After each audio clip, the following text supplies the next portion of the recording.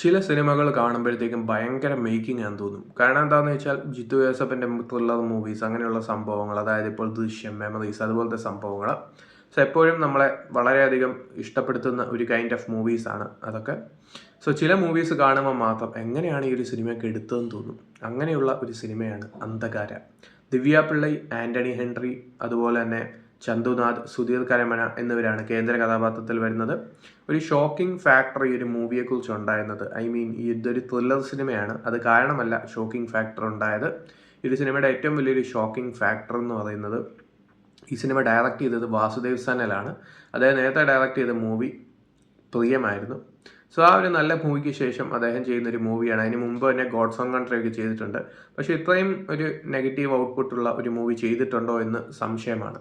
അതിന് കാരണം എന്താണെന്ന് വെച്ചാൽ, ഈ ഒരു സിനിമയുടെ എഡിറ്റിംഗ് ഡിപ്പാർട്ട്മെൻ്റ് ആണെങ്കിലും, സിനിമാറ്റോഗ്രഫി ഡിപ്പാർട്ട്മെൻ്റ് ആണെങ്കിലും, ആക്ടിംഗ് ഡിപ്പാർട്ട്മെൻ്റ് ആണെങ്കിലും, മ്യൂസിക് ഡിപ്പാർട്ട്മെൻ്റ് ആണെങ്കിലും എല്ലാ ഡിപ്പാർട്ട്മെൻറ്റും ഒരേപോലെ വർക്കൗട്ട് ആവാത്ത ഒരു മൂവി എന്ന പ്രത്യേകതയുണ്ട് ഈ ഒരു സിനിമയ്ക്ക്. സോ ഒരു സിനിമ കൂടുതലും പറയുന്ന കഥ ഓർഗൻ ട്രാഫിക്കിങ്ങിനെ കുറിച്ചും, അതുപോലെ തന്നെ ഈ ഒരു അരവിന്ദ് എന്ന് പറയുന്ന ഡ്രൈവറും അദ്ദേഹത്തിൻ്റെ കുറേ ഫിനാൻഷ്യൽ ഇഷ്യൂസിൻ്റെ പ്രശ്നങ്ങളും അദ്ദേഹം അത് കാരണം ചെയ്യേണ്ടി വരുന്ന സംഭവങ്ങളുമാണ്. സോ ഒരു സിനിമ ഫ്രഷ് കഥയൊന്നുമല്ല, അത്യാവശ്യം പുതുമയൊന്നുമില്ലാത്ത ഒരു കൈൻഡ് ഓഫ് നമ്മൾ കണ്ടുമടുത്ത കഥ തന്നെയാണ്. പക്ഷേ എടുക്കുന്ന സീക്വൻസസിനൊന്നും ഒരു ബലവുമില്ല എന്നുള്ളതാണ് ഈ ഒരു സിനിമയുടെ പ്രധാന പ്രശ്നം. ദിവ്യ പിള്ളൈ ഒരു മെയിൻ ക്യാരക്ടറായിട്ട് തന്നെയാണ് വരുന്നത്. സോ പക്ഷേ ഈ ഒരു ദിവ്യ പിള്ളയുടെ പെർഫോമൻസ് ഒക്കെ കണ്ടാൽ വളരെ നെഗറ്റീവ് ഷെയ്ഡ് ക്യാരക്ടറാണ്. സോ ഒരു നെഗറ്റീവ് ഷെയ്ഡ് ക്യാരക്ടർ ചെയ്യുന്ന ഈ ഒരു കഥാപാത്രത്തിൻ്റെ എക്സ്പ്രഷൻസ് കണ്ടാൽ പലപ്പോഴും ചിരി വരും.